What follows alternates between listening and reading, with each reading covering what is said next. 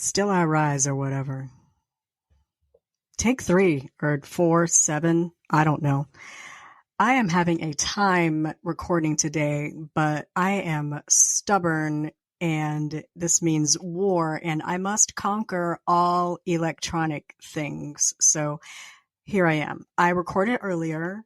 It sounded like booty and it's my reputation on the line and I'm absolutely not uploading booty audio. So I'm re-recording. This is take 3 because take 2, nobody could hear me.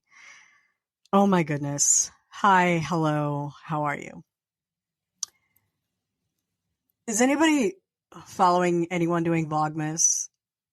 Vlogmas is like this thing that people on YouTube and other like digital media does where they, it's like a daily vlog, video blog, like 10 minutes.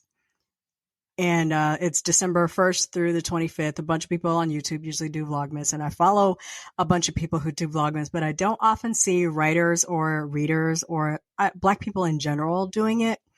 I know Dee Brown Girl Reading is doing it, and I was like, oh, I should do Vlogmas. Like every year I have this bright idea to do Vlogmas, but then I'm like, what are you going to vlog? Vlog what, girl? Because you don't be leaving the house. I don't leave the house. Unless I have to go to work or Wendy's. I don't go to the gym.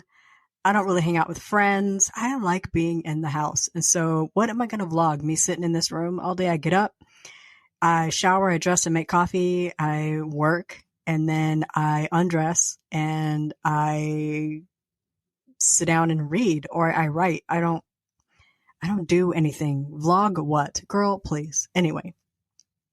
Welcome to episode 65 of the Bookcast. This is my platform for sharing short fiction and updates on what I'm reading and writing. I am D.L. White. I'm author of 12 contemporary Southern and romantic fiction novels featuring Black men and women. I'm also a fan fiction writer. I think I'm up to like 27 stories.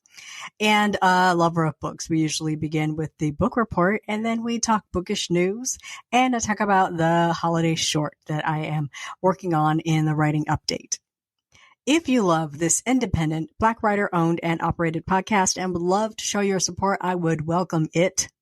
Please visit my support site and buy me a coffee or 3 at buymeacoffee.com/booksbydlwhite. There you can offer a one-time or recurring monthly gift, and I would be most grateful for that. The other way you can support me is to buy my books. Booksbydlwhite.com/books has all of my titles available in whatever format I have them in, ebook, print, audio. They are there. Purchasing directly from me at my store puts the monies directly into my pocket and not 60 days from now. We really like that so much.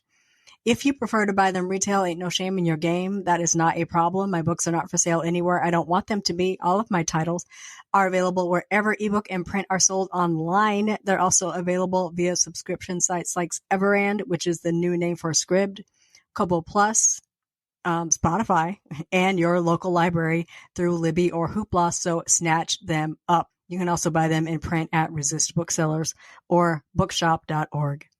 Books on sale this month. Hey Lover is free at select retail sites and at my store, payhip.com/booksbydlwhite or booksbydlwhite.com/hey-lover has the links that you need. Tap the bar at the top of the page on PayHip and it will link up to a blog site where I added all my links where books are for sale.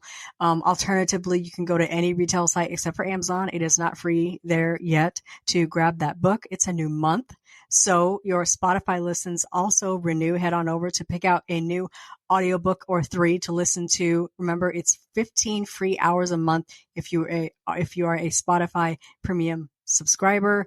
Take advantage of that before they take it away. All of my books are up on Spotify. So if you haven't heard them in audio and you haven't bought it at my website and you haven't listened to them at Audible and you haven't listened to them at Global Plus and you haven't listened to them on Scribd, then I mean, where have you been? But say this is the first time listening to me and you didn't know I had audiobooks out. If you're a premium subscriber at Spotify, you can snatch them up there. I think the longest book I have is 11 hours. Brunch at Ruby's, I think, is an 11-hour audiobook, and the rest of them are considerably shorter than that. So you can listen to a whole book by D.L. White basically for free if you subscribe to Spotify Premium. Stay tuned for Stuff Your E-Reader and All Black Book Affair events coming up later in December. If you are an author and you want to participate, you need to reach out to Zoe York for Stuff Your E-Reader. The deadline was yesterday, but you might be able to squeeze in there. All Black Book Affair, I think also the deadline was yesterday. I have no idea. I have no information on that at all, but I think it's coming up December 15th. Reach out to the Black AF Book Club for details on the All Black Book Affair. Author Zoe York has info on your Stuff Your E-Reader. So check out information on participating in that. If you are a reader, I will have links for you as those events approach. So let's get going. Today we'll start with the book report as always.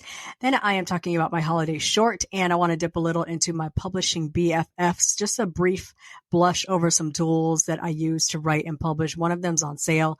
So I thought I may as well talk about the ones that I use the most. So that'll be at the end of today's episode. Today is Saturday, December 2nd. It is 11:37 a.m. I'm very, very, very behind. Like, I've drank all my coffee. That's how behind I am. It is rainy and gray in Atlanta. So that means I will be burning a candle and spending some close personal time with Tangi May Kindle today. I have a mic and I am ready to dig in. Do I have any coffee? I have a little bit of coffee, but it's cold. So should we break for coffee? Let's break for coffee.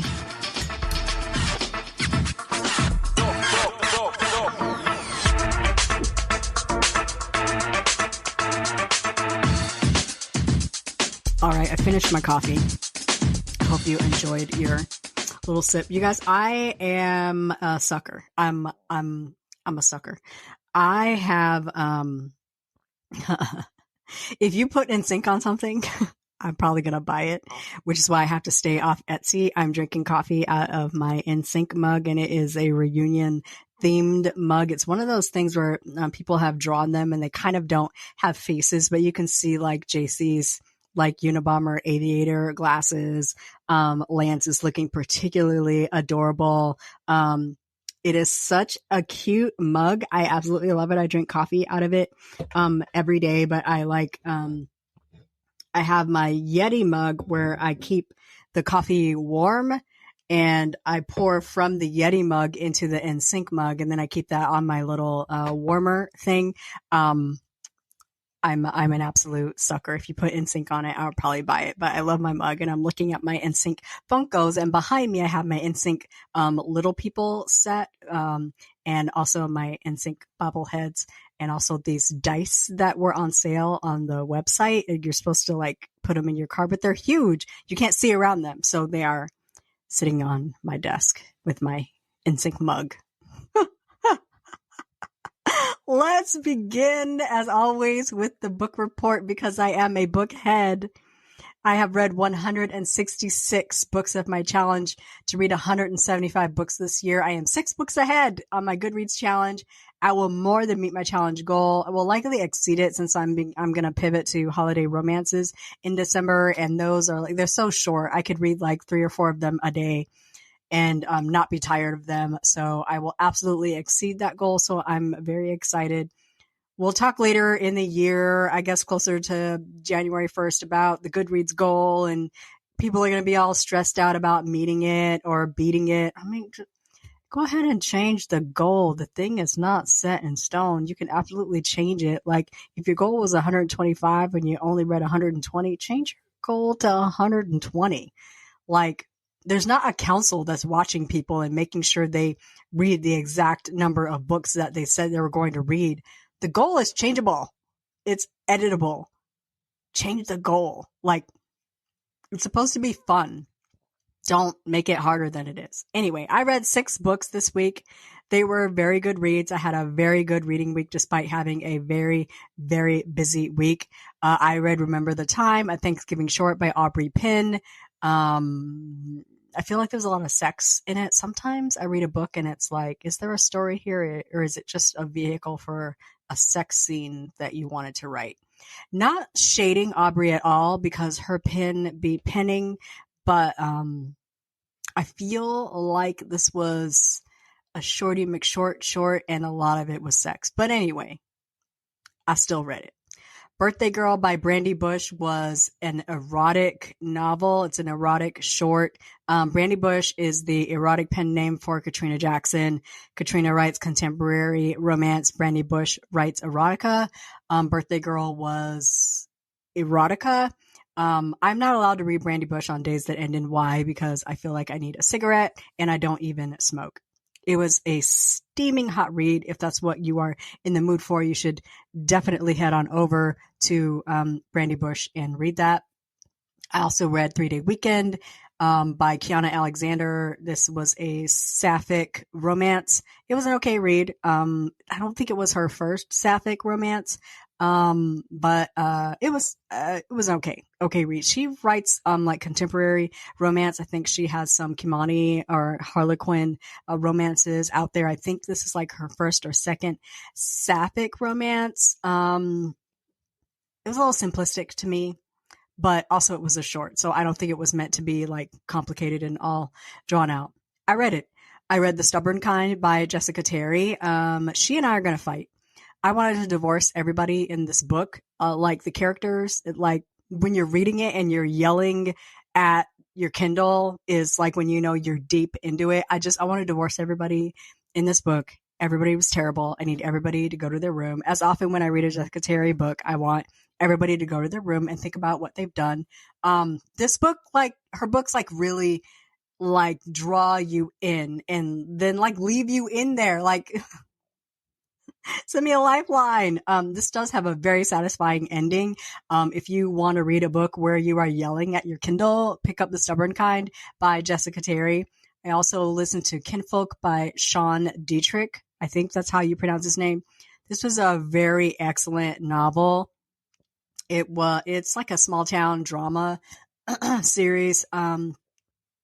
Is it a crime fiction? I think it's more a literary fiction.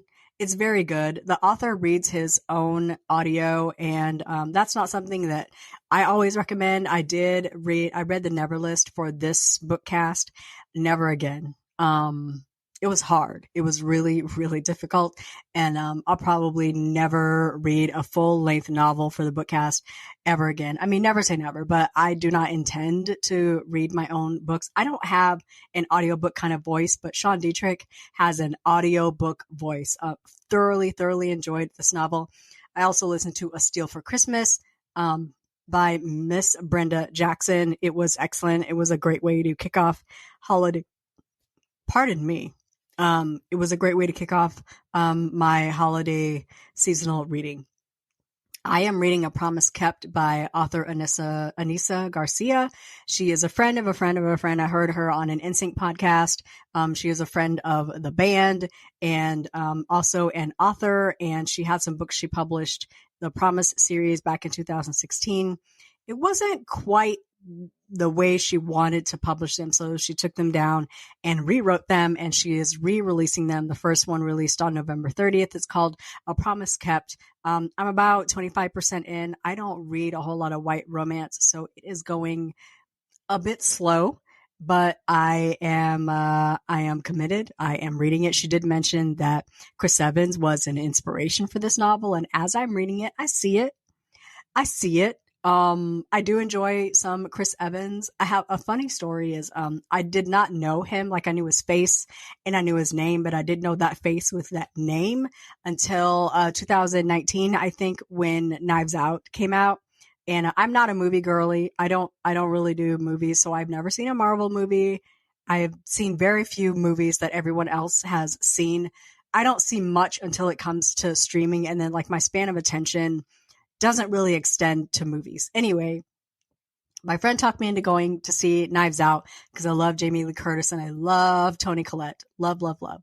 So I was like, oh, Toni Collette is in it. Yeah, I'll go see it. And the character Ransom Drysdale, I think that's his name, is played by Chris Evans. I don't know Chris Evans. I don't know that face.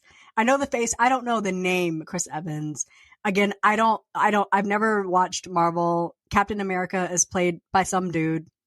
No clue. So I watched it. It was fantastic. I loved him as Ransom. And Ransom is like a jerk. Like, if you've never seen Chris Evans play a jerk before. So, I loved the movie. I came back, I hopped on Twitter and I said, whoever played Ransom in Knives Out is a cutie. Everybody jumped all over me because I didn't know like, what are you talking about? That's Chris Evans.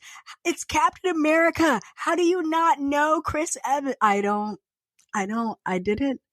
I'm sorry. I didn't. I'm not a movie girly. I didn't know. Anyway, I have been following one Chris Evans ever since.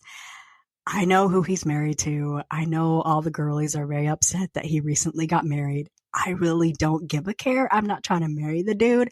I'm just trying to watch him in movies. He did like a limited series for Apple TV called Defending Jacob. I think it was so good. He was really, really good in that. I enjoy him. Also, I like Ben Affleck on screen. I like Matt Damon on screen. Like, I might not like them in person, but dang good acting. Anyway, back to books. I'm also listening to A Snow Place Like Home by Lacey Baker. This is another like a small town holiday romance. I am all over it. And okay. I know I said I was gonna stop reading Minka Kent, but here's what happened. She released a new book called After Dark, and it looks really good and it has good ratings. And so it's in Kindle Unlimited for audio and ebook. And so I went ahead and downloaded it. And so next week when I come back and I'm like, just ignore me. If it's terrible, just ignore me. But I'm going to try it. Writing update. Last week I released a cover reveal and sample Sunday for Home for the Holidays, which is my next project. It's a Potter Lake small town romance novella. Check my blog. It's booksbydlwhite.com/blog for that. My goal is about 30,000 words. We'll see if I'm going to be able to stay within that. I'm already at 20K and I'm only at chapter 7. So read into that as you will. Last week I was at 12,000 words. This week I'm at 20,000 words. So I had a very good writing week. My goal is about 12 chapters max. I'm really trying to keep it simple. As a reminder, my characters are Reed Gallagher. He's in his late 40s. He's a partner in a real estate development firm. He is from Potter Lake. And he is basically in town under the guise of visiting his parents, Patricia and Clifford, who own Pinckney's Grocery. Pinckney's is like Potter Lake's version of the Piggly Wiggly. It's where most people in town shop. It's like the Potter Lake's first oldest grocery store. Reed's parents own it. So he's there visiting his parents. He's helping out at the store, but really he's there to try to stave his partner off from blowing into Potter Lake and buying up some of that land that Mayor Quincy Adams was selling off in book 1, which is Leslie's Curl and Dye. The people in this town don't want something like a big impersonal corporation coming in to, snatch up land and build something big and impersonal that takes business away from the people in the community. So recently, my friend sent me a little clip of a winter festival happening and said, this has to go in your book. And the scene basically wrote itself in my head. So I perfected that scene this week with some cameos from people in town. Sage and Bennett, who are in book 2, Miss Kara Isaacs, who is in all 3 books, I think. We hear about Arlene. She's in book 1 and I think book 3. But she and the Colonel, who she met in book 1, are on vacation. Of course, Mayor Cade Kavanaugh is from book 1. We also need my female main character, Sabrina Ward. She's in her mid-40s. She's married to a banking executive who has been having an affair. The husband of his mistress found them and caught them, and there was a big fight. Of course, someone recorded it, and the videotape is like making its way across social media. So she is taking a leave of absence from work since she works with her husband. She's hiding out in Potter Lake with her aunt, who is Kara Isaacs, who loves herself a bit of gossip. And she is very supportive of Sabrina moving on, as it were, and engaging in activities, if you know what I mean. Aunt Kara lives next door to the Gallaghers, who I just said own Pinckney's Groceries, and Reed is their son. So this week I wrote a little scene where we see some cameos of characters from other books. I did mention that we see Mayor Cade Kavanaugh. He drops by for a little conversation with Reed. I also dug into a little of Reed's undercover reasons for being in Potter Lake, and I'm super proud of Mayor Casey in this exchange. I am not going to put this in any spoilers. It's not going to be in any sample Sundays. I want you all to get this book, read it, and enjoy that scene, but just know that it's coming. Of course, Sabrina is dealing with the demise of her marriage, and she's trying to get over her lying, cheating, soon-to-be ex-husband by getting up under a handsome, sexy piece of man, namely Reed. The flirting between them is really fun to write. What's also fun to write is adults who don't have their own place in town, so they're kind of sneaking around, because who wants the whole town in your business? Reed's almost 50. He's scared of his mama. Aunt Kara is a lovely but busy woman. So writing these two trying to have some privacy in this small town where everybody knows your business, whole lot of fun. Tomorrow, I'm going to be doing another sample Sunday, so be on the lookout for that on my blog. It's booksbydlwhite.com/blog. I was going to do a little audio of Sample Sunday, but I am having so many issues with Riverside that I'm going to skip it today. Maybe on next week's podcast, I'll do a little audio, but I just want to finish this and upload it and edit it because me and Riverside are about to fight. So this week I'll be doing some writing. I have some progress that I really want to make. I need to get this to my editor by at least the 18th. And so I can't really like dilly-dally, dawdle, pussyfoot around, as the people say. I really need to like push through this and then do a real good self-edit and then get it to my editor so it can be out before the end of the year. I wanted to talk a little bit about the tools that I use as a publisher, because one of the tools is on sale and I want you guys to snatch this up if you have the means. The first one on the list is Vellum. It's VELLUM.pub, P-U-B. It's 30% off. It almost never goes on sale. Vellum is book publishing software. If you are a self-publisher and you like to typeset and format your own books, Vellum is a need. There are ways to do it free. There are options, but I particularly like Vellum. I bought a MacBook Air in 2016. It was refurb. It was like a years old Mac, just so that I could use Vellum and Scrivener, which I actually actively hate Scrivener, but I do use Mac, and I bought a Mac just to be able to use Vellum.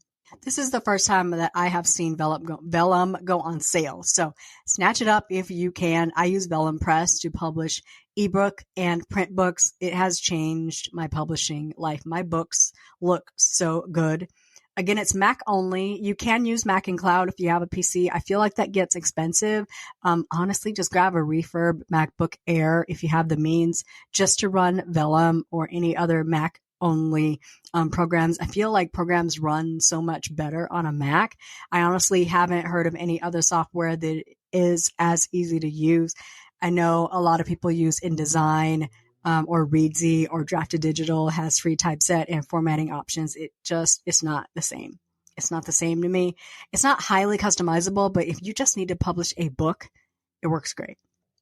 The second tool I use a lot is Dabble Writer. It's book writing software that lives in the cloud. It's a meld between Scrivener and Google Docs. I almost never write in Google Docs anymore because I can move scenes around like I can in Scrivener, but it lives in the cloud like Google Docs. I, for some reason, really hate Scrivener. I think it's just too much. It's too much built into that software, but Dabble is a perfect, like a simplistic version of Scrivener, and it lives in the cloud. Another option is Noveler, just novel with an R on the end of it. Same thing. Cloud-based writing software that operates like Scrivener.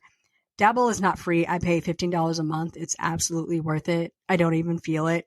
I have a referral code that I will put in the show notes for this week's episode. It gives you a $20 discount on Dabble. I don't know if that's like annually or whatever. I know it's not monthly, but it will give you a $20 discount on Dabble Writer. Absolutely love it. I write all my books in Dabble Writer now. Allauthor.com is another service that I use. It's more of a marketing service. They offer free, paid, and pro options. If you're on a social media site and you see my books pop up in a mock-up or those nice GIFs with reviews, Allauthor does all of those for me. They send me a weekly mock-up, a roundup that I can use, and I just save them all so I can use a nice mock-up when I need it. I can also do 3D images of all my books. Similar to BookBrush, to me, BookBrush doesn't offer enough options for me to pay for it, but it could be a nice companion to Allauthor or Canva. I pay for a pro plan, but the free tier has great benefits like book samples, automatic tweets that pop up 4 times a day that you can repurpose for any other use. They also have promotional tools you can use like review banners, book features, seasonal book mock-ups. A pro plan is $59 for 6 months or $120 a year. Then you can feature a book, I think it's $12 for 6 months.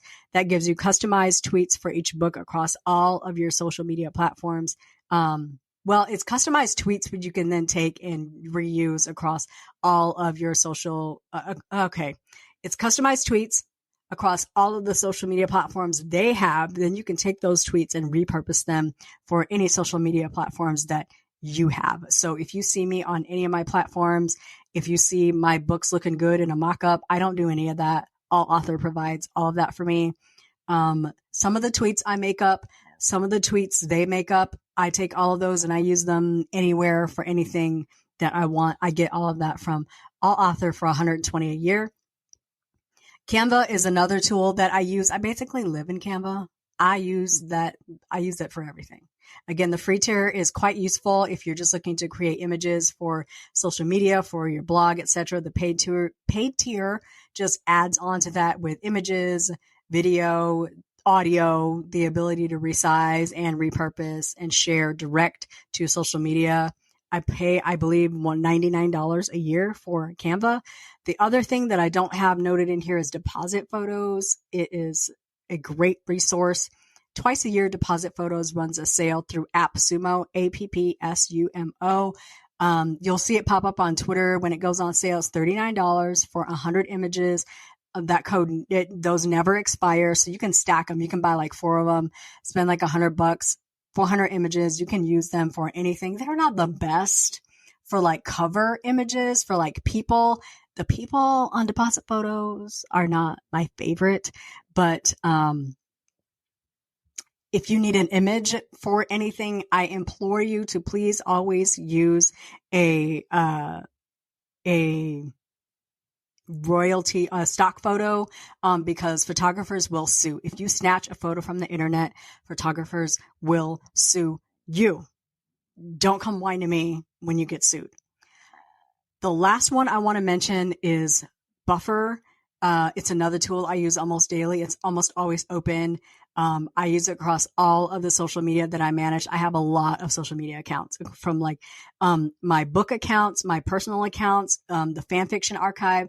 They all have their own social media presence across Twitter, Facebook, Instagram. Sorry, I got a message. I got to turn that. Things are making noise over here. So I pay $25 a month for a Buffer because you pay per the number of platforms that you have connected to it. So I use Buffer to schedule tweets. I schedule Instagram posts. I schedule Facebook page posts. I schedule Pinterest posts. You can also use it to schedule YouTube shorts. The feature I use the most is to schedule a tweet, schedule tweets, schedule Instagram, and schedule a retweet. I have inside my Chrome, there is an extension that you can add in where when you open up Twitter, you are able to add a tweet to your Buffer queue. So if I post something and I don't want to have to remind myself to come back in 6 hours to retweet that, I schedule a retweet with Buffer. I space out things that I want to retweet by just adding it to my Buffer queue right from Twitter. It's a plugin on your browser. It makes my life so much easier. I also hear from authors that they hate marketing because it becomes work. They just always feel like they're working when they open a social media site. And also they feel like people are watching them market their books in real time. And Buffer kind of eliminates that.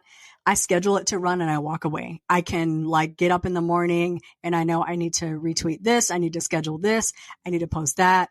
I want to schedule this to retweet later on tonight when more people are on. I do all of that with Buffer. Schedule it, walk away, live your life, come back to social media when you want to open it and you want to kiki and you want to do hood rat things with your friends. You can do all that and all your stuff is just going to run as scheduled. You can react, respond, schedule retweets, enjoy social media for the purpose it was invented for and not feel like you have to log into work all the time. It also makes it so you're not like sitting there marketing your books real time in everyone's faces. Not that I mind at all. I push my books all day, every day. And I be like, I don't care if you are not sick of me. I am not pushing my books enough. But if you're the type of person that's sensitive to people watching you do your thing, there are a number of sites like Buffer. I think there's Later. There's like Social Q, Social B. There's a whole bunch of programs out there that are like Buffer that will let you just schedule stuff. Promo Republic also, I think. I pay for that and sometimes I use that as well. You can just schedule stuff to post. I have a weekly post that pops up once a week to follow me on all my social media sites, plus sign up for my newsletter and follow the Bookcast. I schedule that through Promo Republic. Like literally I go in once a quarter and then I have it repeat for the next 12 weeks. I just don't have to touch it again until it's time for that post to renew. It does not, it doesn't automatically repeat on Twitter, but I can schedule that to repeat weekly, monthly, biweekly, whatever. You can schedule that to tweet however often you like. That's Promo Republic. And that's just like an extra one. It's not like a BFF, but it's like a publishing acquaintance, if you will.